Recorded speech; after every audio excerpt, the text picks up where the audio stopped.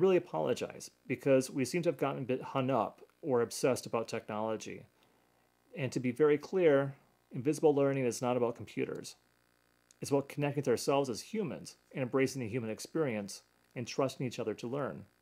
So today, through this talk, I hope to fix that a bit and to also help us think about technologies in a way that better support invisible learning.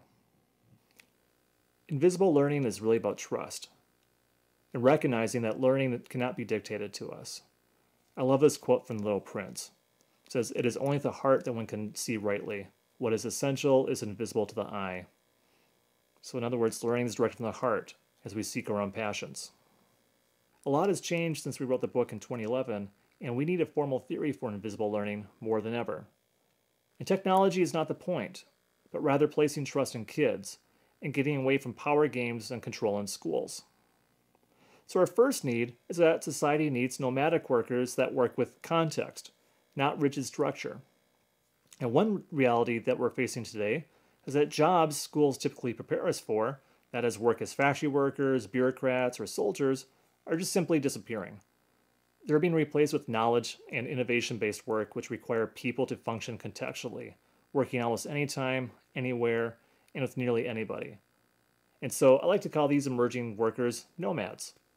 KNOWMADS, nomadic knowledge workers.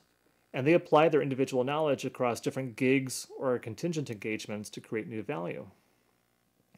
Now, this is a big change because by the year 2020, we project that 45% of the workforce in the United States will be nomadic.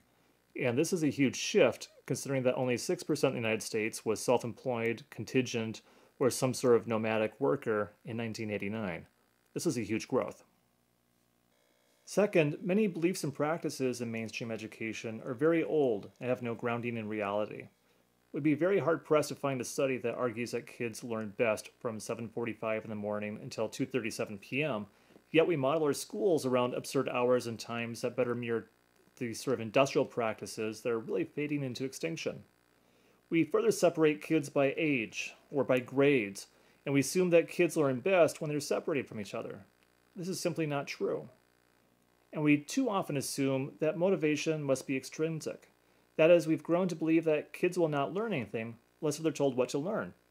And this cannot be any further from reality, as it can be argued that kids' main activity is learning whether or not it's within a school format. Even more troubling, the most meaningful way that kids learn, that is through play, curiosity, and exploration, are really discounted in formal learning, unless it's sort of directed in a top-down structured activity. How can we dare say that we're enabling kids' curiosity if we're telling them what to be curious about? How can we justify labeling activities as exploration if we already know the destination? And why are we so afraid to allow children to play freely? Finally, we simply cannot measure a person's knowledge. Tests only measure how well a student completes a test, and we've become really obsessed with PISA internationally. And right now, Finland is home to some of the best test takers in the world. That's like being the best-looking kid in an ugly family. Skills and non-cognitive skills can be difficult or impossible to measure. Yet we've become obsessed with measurement in schools, so much that we've convinced ourselves that we can measure what a person knows. This is not true. We simply cannot measure what's inside of a person's head. At the same time, yes, we do need to demonstrate accountability in our schools.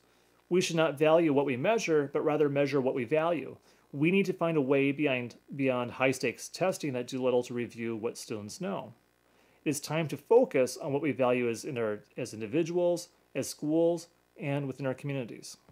So when we wrote Invisible Learning 5 years ago, we initially structured it as a meta-theory, which recognizes that most of the learning that we do is invisible, that is through informal, non-formal, or serendipitous experiences, but not so much through formal instruction. We can learn alone, we can learn in groups, and we learn through individual and shared experiences. We learn more through experimentation, exploration, and through the consequences of enabling serendipity. And even though we cannot measure the knowledge in our heads, the consensus is that the vast majority of our knowledge is developed through invisible or informal means. So invisible learning is not a theory for learning in itself. Rather, it's an endpoint, or a state of learning that emerges when we remove the structures of control that direct our experiences. Therefore, the theory for invisible learning is that we learn more, we do so invisibly. And this happens when we separate structures of control that restrict freedom and self-determination from learning experiences. Removing structures of control opens possibilities. The outcomes or goals of an experience are neither dictated nor determined from the start, but instead emerge as learning develops. And such experiences include free play, self-organized learning communities, authentic problem-based learning, and experimentation to acquire new knowledge. A theory for invisible learning is focused on the development of personal knowledge. Those are the blends of tacit and explicit elements that embrace a portfolio of skills such as cooperation or empathy, critical thinking. It embraces these as much as, say, retaining facts. And the implication is that there is no master template for invisible learning, but rather we need to attend to the formation of an ecology of options for individuals to better find their own ways. Invisible learning is about placing trust in learners and shifting the flow of power from the top down to the learner out. And this suggests a growing need for bottom-up or learner-out approaches to learning. And so by removing the rigidity of top-down control and placing more trust in learners, invisible learning can be made visible. The whole purpose of controlling an educational experience is to make learning visible. It's built on distrust of a learner, or the false assumption that students will not learn unless if they're told what to learn. In a sense, invisible learning is the end product of this theory, right? Which predicts that learning may blossom when we eliminate authoritarian control or direction of a learning experience by another, like by a teacher, or by a predefined curricular path, like what we often produce in learning software. So I have 3 approaches I want to share for invisible learning. And invisible learning can emerge in a variety of ways, and it often manifests itself in bits and pieces here and there. And the examples of approaches to invisible learning I share are not meant to be exhaustive or complete in any way. They're really just illustrative. There are many more approaches that we can find and share. And so each of these approaches I am sharing, though, are really focused on participation, play, and exploration. The first area, I think we can look at some schools. There are some great examples of schools and innovative programs which are doing some great things. For me, I find that democratic schools are probably the best examples of enabling self-determination. And within these Sudbury-type schools, embrace democratic principles at their core, providing each student an equal voice and vote alongside staff members and other stakeholders as to what to learn and how their schools are run. And students spend their time together without age or grade separation, and they decide how they spend their whole time throughout the days at school. And central to the school operation are school meetings, in which students and staff members make key decisions in a process that's focused on participatory democracy. In these schools, students are afforded tremendous freedom together with their own personal and collective responsibility to make some of the best decisions possible. Now, these schools are part of a broader category of free schools, which developed over the past century. And there are many different approaches that interpret free. Some operate as full democracies, and others really look like anarchist collectives. But there's very little research on democratic and free schools compared to mainstream education. But my hunch is that they best serve students of at least middle class or better educated families where students have greater flexibility and support to pursue their own interests. For students in economically disadvantaged families, I think we can look into liberation pedagogies such as critical pedagogy, eco-schools, and praxis-type schools as pathways. While their foci are often connected with particular ideologies, they share core themes of socioeconomic liberation for students in the communities in which they live. Finally, youth organizations and community participation opportunities that exist, often connected through formal schools, provide pathways towards invisible learning. Most often we see this through scouting, we see it through clubs, we see it through extension programs where students are not evaluated on a rigorous program, but they instead earn badges, they develop creative products, and they create community relevant outcomes that are really based on their own interests. The second area is free play and exploration. Free play, that is play without direction, is a most natural human activity where invisible learning flourishes. Through play, children discover their interests, they discover their aptitudes. Play inspires curiosity to test boundaries and learn social rules and norms, together with the development of many soft skills. Unfortunately, mainstream approaches to education ignore or underplay the importance of play and learning. Now, play is separate from sports or other organized activities in that it's explorative. It satisfies an individual's curiosity to try new ideas or to simulate different possibilities in the world.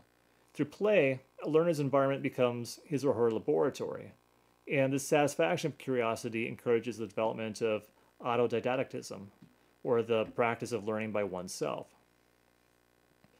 And very similar to free play is free exploration, and this can occur within our own communities and beyond to learn from others.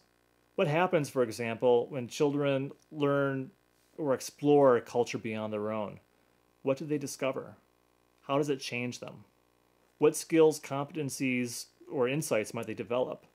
And most of the answers to these questions are really difficult to answer or to quantify or measure, but research suggests that they can be relayed through the development of soft skills, like intercultural competence, capabilities to handle ambiguity, empathy.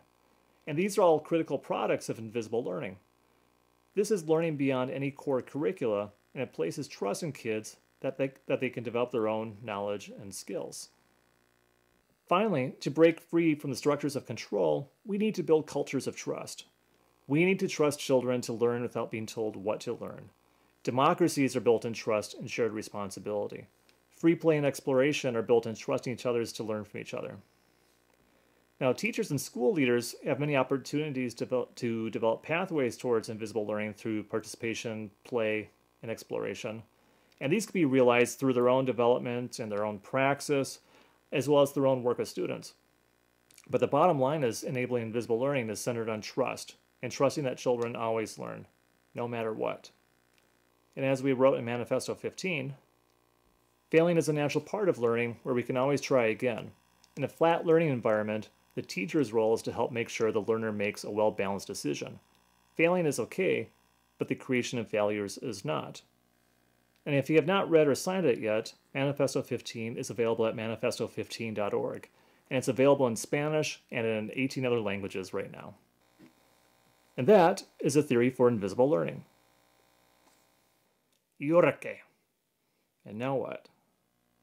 What do we do with technologies? What can we as developers and innovators do to make the best use of technologies?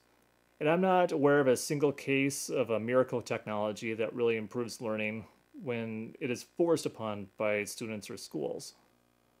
And as my wife says, the best way to ruin the students' love of technologies is to force them to learn with them. There is no better way to ruin a kid's love of Minecraft than to force him or her to use it as a teacher-directed assignment within schools. The same goes within Pokemon Go, right? These are games that encourage kids to learn on their own, they build things of interest to them, and they make connections with their own communities.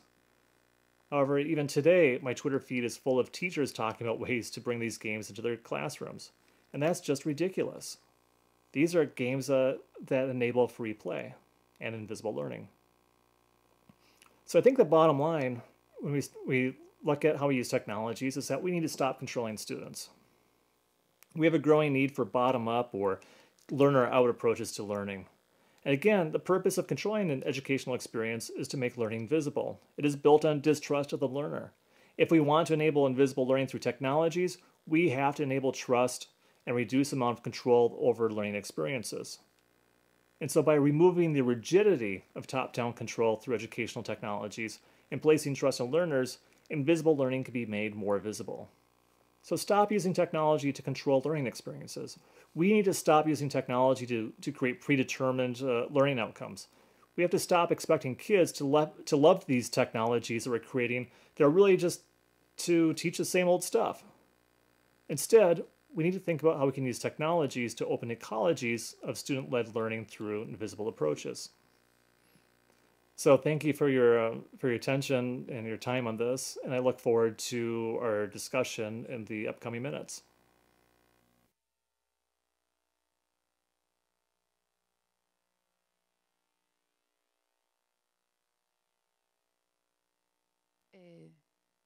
Oriam, ¿estás conectado en Skype?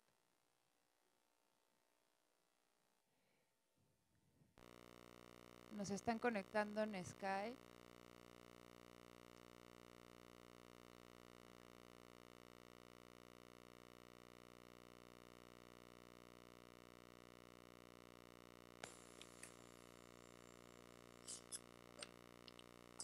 Uh, Hi, John. Hi, Can you hear us? I can hear you. Can you hear me? Yes, we can hear you and we can see you. How cool is that? I have my big head on the screen again. Yeah. Wait. Can you see the audience? Yes, a little bit. Okay. I see a So guy in a blue shirt, even better. this is Tiosha, the one that you can see in front of you, I think so. He's gonna make the translation for us and do the Q&A section.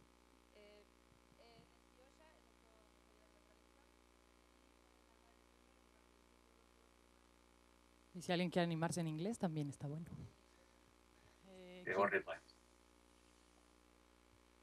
¿Preguntas?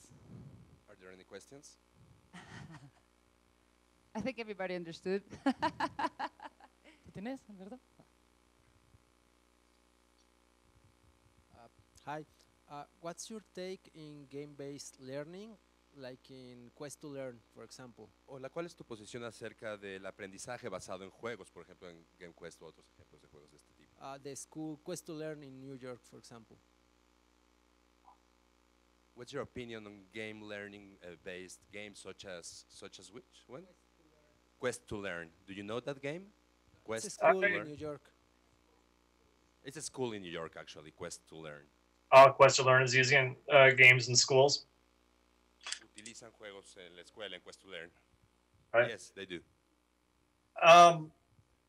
I think that what we need to do is parse out the use of gaming in formal education versus non-formal and informal, or even self-learning through serendipitous means. Creo que lo que hay que hacer es dar espacio para la educación informal, en contraste también con la educación no formal y la educación basada en la serendipia. And this is the big challenge, I think, for game developers and most educational technology companies, is that we seem to believe that if we can change this one thing or we offer this one game, it's going to change everything. But in reality, the rest of the system it forces students or drives us back to operating in the old ways. And so the whole purpose of the game is quite a bit lost. Y esto es un gran reto tanto para los desarrolladores de juegos como para las compañías que están involucradas en esto, pues se tiende a pensar que al cambiar una sola cosa se va a cambiar todo y el sistema completo tiende a hacer que los estudiantes vuelvan a las viejas formas de aprendizaje. And so for me, the best places I've seen game learning in schools are the schools that many people wouldn't recognize are actually schools. I see this in many democratic schools, and in particular in Sudbury schools. Y así que las mejores experiencias de aprendizaje basado en juego que he visto es en sitios que mucha gente ni siquiera reconocería como escuelas. Este tipo de escuelas democráticas o las cuales se mencionaron ya como las de tipo Sudbury. So I mentioned in the video about Sudbury schools, and these are schools where the students are responsible for their own learning. Mencioné ya en el video este tipo de escuelas Sudbury, que son escuelas en las cuales son los estudiantes quienes son responsables del aprendizaje. So if we look at the use of games in the schools, it also means that students are responsible for selecting what games that they may want to play or engage in. So they may want to engage, use Gonzalo's latest long division math game, or they could spend the whole day playing Call of Duty. Y en este tipo de escuelas o de espacios educativos son los estudiantes quienes son responsables de los juegos que ellos van a querer jugar. Puede ser que utilicen algún juego como el desarrollado por Gonzalo, o también puede ser que desean jugar todo el día algún juego como Call of Duty, por ejemplo. And so I think that's the key differentiation there, is that when the students have the choice, then the game is truly a game. Otherwise, it's work. Y esta es la clave. Cuando son los estudiantes quienes tienen una opción, es cuando el juego realmente es un juego. De otra forma, es trabajo. Good question, thanks. Buena pregunta, muchas gracias. ¿Otra pregunta? Buenas tardes. Good evening. Son en realidad varias preguntas. Actually, I have Háblanos, many por favor, questions. de los espacios Please de tell us, aprendizaje invisible. Please tell us about the spaces for invisible El, learning. el aprendizaje invisible deja de extender certificados y emitir calificaciones. With invisible learning, you are not longer able to give certificates and to give grades and such forms of measurement. ¿Cómo te distancias de Summerhill? And what- Porque Summerhill trabajaba con jóvenes, niños en diferentes edades, sin grados, And sin how is this niveles. different? And how is this different to Summerhill? ¿Cómo sucede Because esto en el aprendizaje Summerhill used to invisible? work with children together, working together, children from different ages and of different grades working together. But how is this different to Summerhill? Por favor, hagan pausas al hablar. Sorry. We got a little bit intense. Perdón, es que si no, no se puede hacer completa la traducción, habrá que parar tantitito. So how por is si no this es different difícil. to the Summerhill experience? Right. So the Summerhill School, which I know quite well, I know quite a few of the staff members there, is a great enabler of invisible learning. Las escuelas, la experiencia de Summerhill, la escuela de Summerhill que conozco bastante bien, es muy buena para permitir este tipo de aprendizaje, el aprendizaje invisible. But it's very important for me to emphasize that invisible learning is not a methodology, it is not a pedagogy, but rather it's an end state or an outcome or a goal of actions that take place within school. Pero es muy importante para mí resaltar que el aprendizaje invisible no es una metodología, no es una pedagogía, sino es más bien un punto final, un resultado, una meta de lo que se debe lograr en las escuelas. And I think that what makes Summerhill a very good example of this is that they choose to simply get out of the student's way. Y algo que hace que Summerhill sea un muy buen ejemplo de esto es que lo que ellos hacen es simplemente decidir no molestar al estudiante, salirse de su camino. And for the students, and I just spent quite a bit of time with the Summerhill people a few months ago, and even if the students wind up being bored, that's a real treasure, and that's something that's really valued, and they're really excited about sharing experiences about being bored and what they did about it. Y también algo que vi en Summerhill, estuve hace unos meses participando en esto, es el simple hecho que los estudiantes no se aburran al estar ahí, es algo que es algo muy valioso, es realmente algo que hay que atesorar. Y también, ¿qué es lo que se hace con la experiencia de los estudiantes cuando estos sí se están aburriendo? And so the students are afforded the freedoms to help solve that, but also the responsibilities to work with each other to create a community that is safe for everybody. Y también los estudiantes tienen la responsabilidad entonces para resolver este tipo de situaciones y también tienen la responsabilidad de hacerlo a nivel comunitario, funcionar como una comunidad. And this is a very long question. The question asker also included the word measurement. And it's a good question. How do we know if the students are learning? And in schools such as Summerhill and Sudbury, the students are solely responsible for that, but also demonstrating that they have learned in their own way. Y es una buena pregunta. Se mencionaron acerca de los grados y la manera de medir. Y en lugares como las escuelas de Summerhill, de Sudbury, esto es algo que también se aborda especialmente. Es decir, es algo que se aborda de una manera distinta. And unfortunately, governments don't understand this very well because governments want to determine if students are learning, not the students. Pero por desgracia los gobiernos no saben cómo abordar esto, porque a lo que a los gobiernos les interesa es cómo es que los estudiantes están aprendiendo, no los estudiantes en sí. And so there is a new effort by the government of the United Kingdom to close down Summerhill School. And I think it's up to us as an international community to help build some awareness of this and help them find their voice. Y hay un esfuerzo, últimamente ha habido un esfuerzo por parte del gobierno inglés para cerrar este tipo de escuelas Summerhill. Así que creo que es importante que la comunidad internacional le dé una voz a esto. Thank you. Gracias. Te quería hacer una pregunta respecto al vínculo entre lo visible y lo invisible. I wanted to ask you about the link or the relationship between the visible and the invisible. me parece fascinante poner la lupa sobre el aprendizaje invisible. I think that it's fascinating to stress the invisible learning. Poner la lupa es una metáfora visual y hay algo ahí de hacerlo visible, algo invisible. Well, she used a metaphor, a visual metaphor in Spanish that was actually to put a lens on, a magnifying lens on invisible learning in order to make it visible. There is a tension there. May I speak in English? I don't know. There is a tension there between making visible the invisible learning. And so I was thinking Hay una tensión entre el hacer visible el aprendizaje invisible y si invisible. podríamos, if we could disentangle making visible with distrust, mistrust, and control, because there are other ways of making visible things. Y si pudiéramos desenredar estos conceptos entre el hacer visible y la falta de confianza, porque me parece que hay otros aspectos relacionados con esto. For example, in a democratic education, you also have to make visible what you learn. Por ejemplo, en la educación democrática también tienes que hacer visible lo que aprendes. That could take different forms. That Yes. could not be a test. Y eso puede tomar formas distintas que vayan más allá de una prueba. Or even a verbal thing. You can do things, but then you make visible.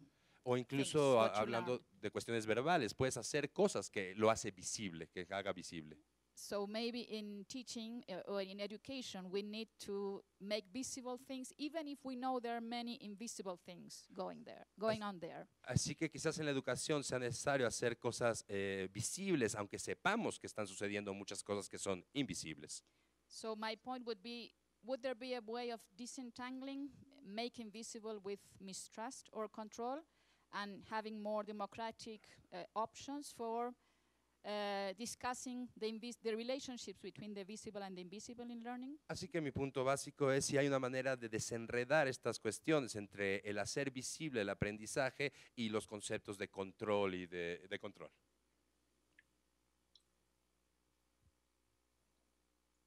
Y ahora la pregunta. I didn't hear everything clearly.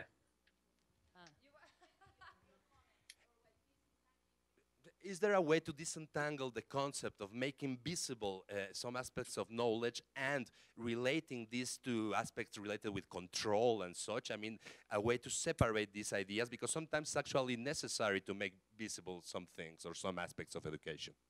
Ah, right. So I think this is the new directions that we need to start thinking about and going into. So I don't have clear answers on that. And in the next book project, I think that this is going to be a key focus.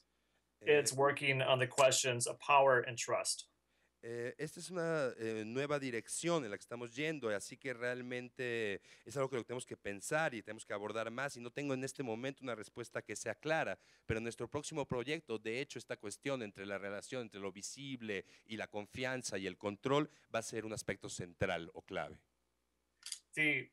The key problem is, and it's really about power. It's not about technologies or structures or curricula, but rather it's about power and rethinking the whole structure of education and in particular the relationships within the classroom.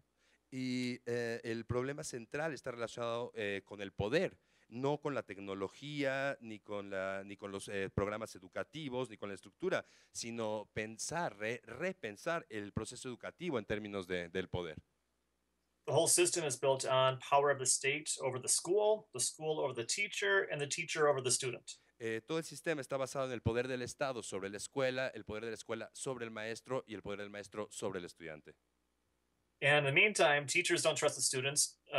Students don't trust the teachers don't trust the schools don't trust the government. Y lo que sucede siempre es que el estudiante no confía en el maestro no confía en la escuela no confía en el gobierno.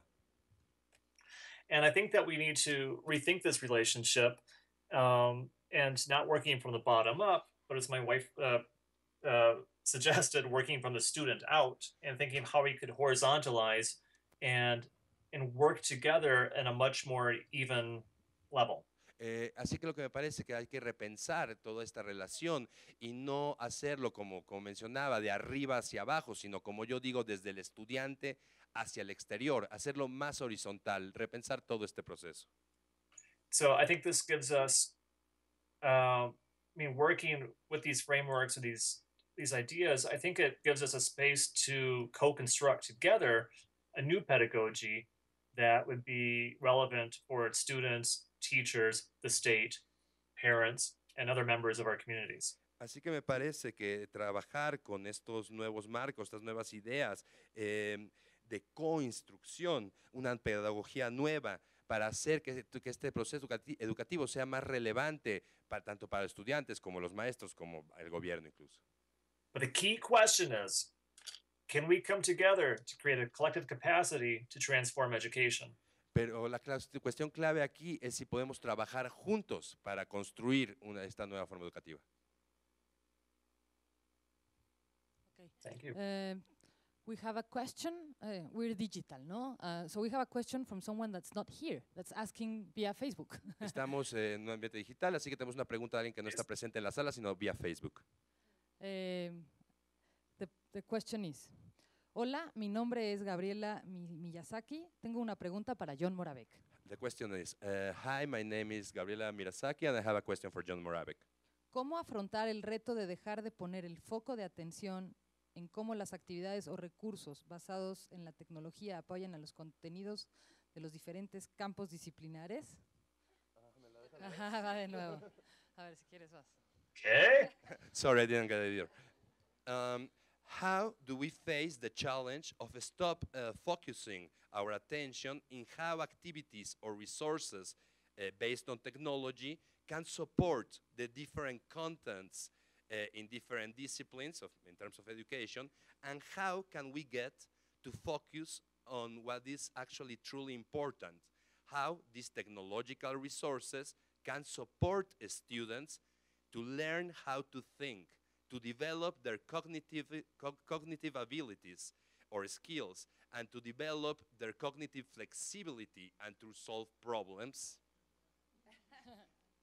And to solve problems. I think there was something else, but we didn't get to read it. Well, las tecnologías, right? Yep. Of course, of course. How can technology save the world? Claro, claro. ¿Cómo van a salvar el mundo la tecnología?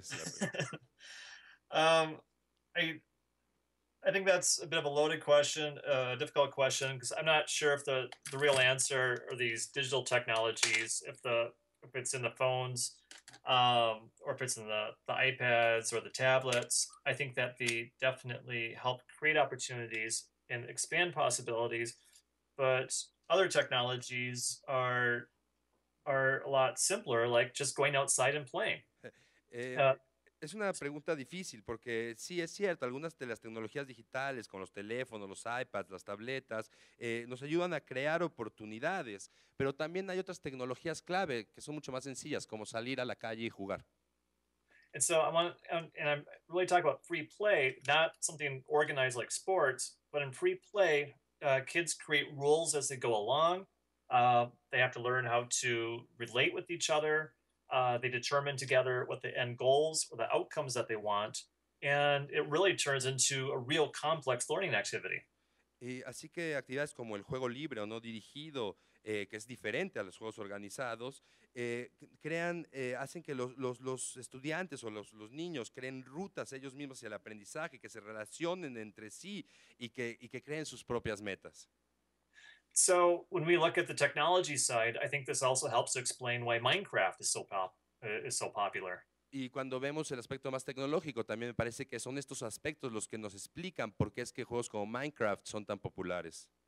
I mean, Minecraft is not popular in schools. I mean, some teachers may think that it's popular in schools because they're using it, but it's really popular with kids at home. Y Minecraft no es popular en las escuelas, aunque algunos maestros puedan pensar que lo es porque lo usan en las escuelas, pero en realidad Minecraft donde es popular es entre los chicos en sus casas. The kids create what they want of it. Maybe they want to emulate a circuit, a processor.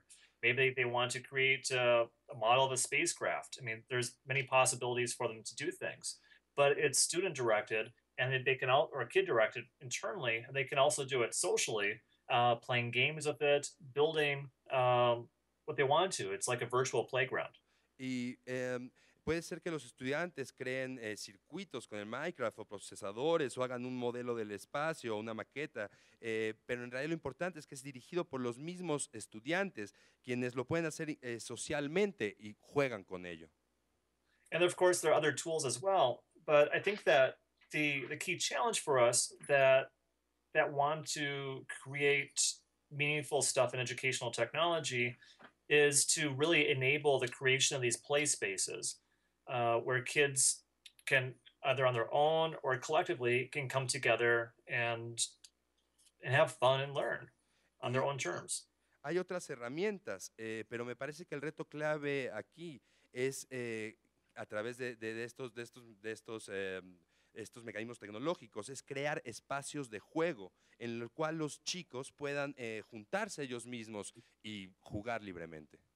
So I hope this answers Gabriela's question on or at least it's my opinion of how we enable kids to learn to think and developing cognitive skills. So I hope that helps a little bit. Espero que esto responda a la pregunta de Gabriela y al menos es mi opinión personal acerca de cómo que esta es la forma en que podemos ayudar a los niños a desarrollar sus habilidades cognitivas y a aprender a pensar. We don't know Gabriela, but we hopefully she has the answer. No conocemos a Gabriela, pero esperamos que tenga la respuesta. John, we're going for a last question. Es una última pregunta esta. ¿Cuál sería tu respuesta a una misma pregunta que hay en el manifiesto 15? What's your answer to a question that is actually posed in the Manifest 15? Si la tecnología y la gamificación es la respuesta, ¿cuál es la pregunta? If technology and gamification is the answer, which is the actual question to this answer that you're posing? I think that too often we use technology as an answer without a question. Creo que a menudo usamos la tecnología como una respuesta sin que haya una pregunta previa. And I think we really need to get back to these basics. But really, I mean, sincerely, ask ourselves, for a problem in education, how many of them are there where the answer is technology?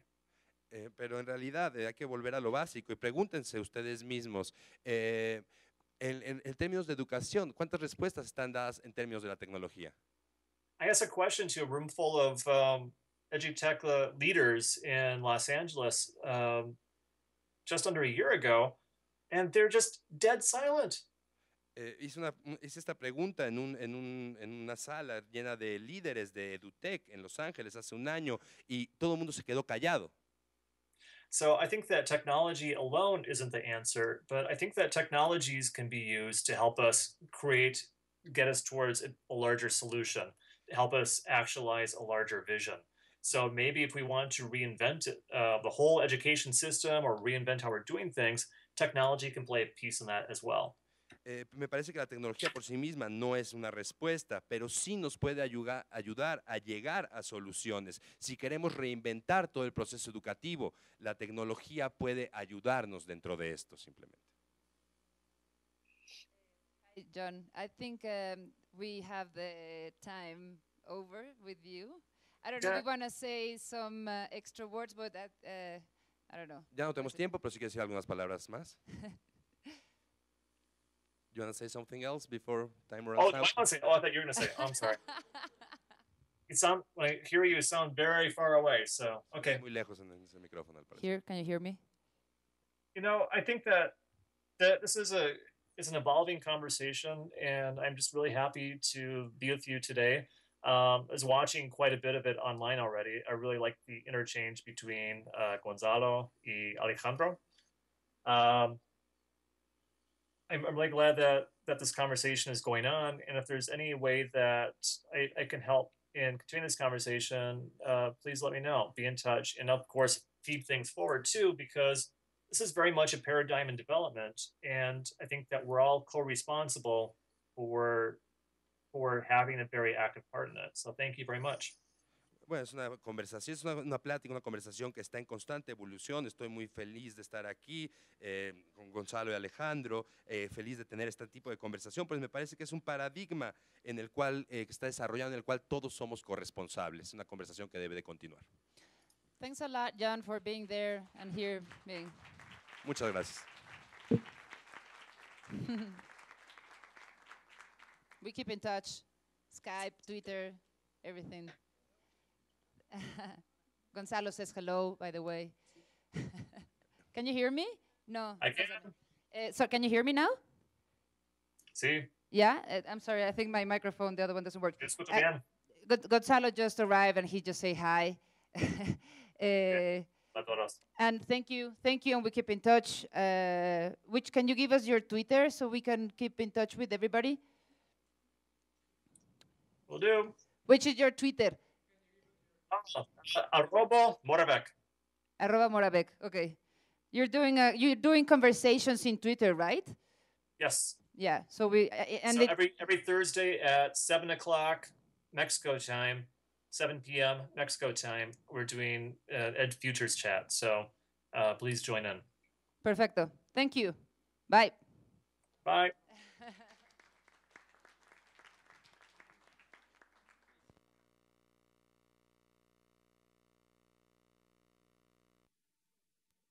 Chicos, yo creo que nos vamos de jalón. O sea, seguimos, no se vayan. Y ahorita presentamos.